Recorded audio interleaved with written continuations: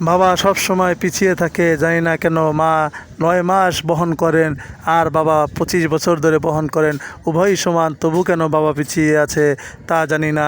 মা বিনা বেতনে সংসার চালায় আর বাবা সমস্ত উপার্জন সংসারের জন্য ব্যয় করেন, উভয়ের প্রচেষ্টায় সমান, তবু কেন বাবা পিছিয়ে আছে তা জানি না।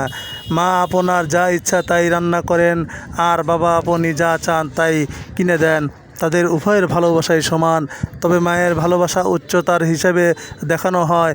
জানি না বাবা কেন পিছিয়ে। ফোনে কথা বললে প্রথমেই মায়ের সাথে কথা বলেন আর কষ্ট পেলে মা বলে কাঁদেন। আপনার প্রয়োজন হলেই মাত্র বাবাকে মনে রাখেন, কিন্তু বাবার কি কখনো খারাপ লাগেনি যে আপনি অন্য সময় তাকে মনে করেন না?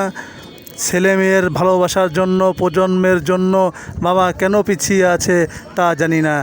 আলমারি ভরে যায় রঙিন শাড়ি আর বাচ্চাদের অনেক জামা কাপড় দিয়ে, কিন্তু বাবার জামা কাপড় খুবই কম। নিজের প্রয়োজনের তোয়াক্কা না করে তবুও কেন জানি না বাবারা পিছিয়ে আছেন।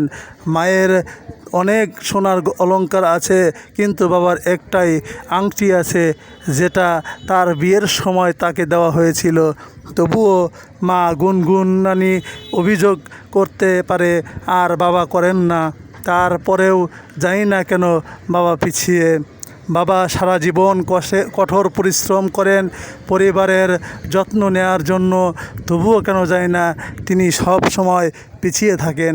মা বলে আমাদের এই মাসে কলেজের টিউশনের টাকা দিতে হবে, দয়া করে উৎসবের জন্য আমাকে একটা শাড়ি কিনে দিবে, অথচ বাবা নতুন জামা কাপড় কেনার কথা কখনো ভাবেনি। উভয়ের ভালোবাসা সমান, তবু বাবা কেন পিছিয়ে আছেন তা জানি না। বাবা মারা যখন বুড়ো হয়ে যায় তখন বাচ্চারা বলে মা ঘরের কাজ দেখাশোনার জন্য অত্যন্ত উপকারী। তারা বলে বাবা অকেজো হয়ে গেছে। বাবা সব সময় পিছনে, কারণ তিনি আমাদের মেরুদণ্ড, আর আমাদের মেরুদণ্ড আমাদের শরীরের পিছনেই থাকে, অথচ তার কারণেই আমরা নিজেদের মতো করে দাঁড়াতে পারছি। সম্ভবত এই কারণেই সে পিছিয়ে আছেন। সকল বাবাদেরকেই উৎসর্গ করছি শুভেচ্ছা, আমাদের ভালোবাসা করছি, সালাম জানাই পৃথিবীর সকল বাবাদের জন্য।